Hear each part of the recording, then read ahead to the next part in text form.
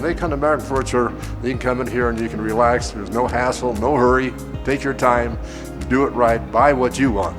And all of a sudden they're getting exactly what they want at the price they want too. Our prices, as you know, we beat everybody on prices.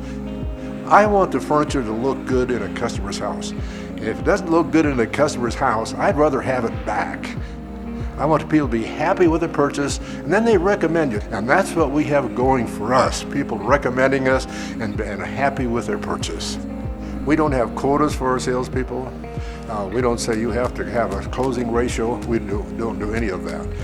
I talk to a lot of people and they say, we don't like to go to furniture stores. And I wanted to change that. And you come to our stores, it's fun. We have a huge selection, great prices. You can pick out your own furniture. And I didn't want salesmen hounding customers. We don't have the up system where salesmen follow a customer, assign a salesman to a customer, which practically every store in the country does.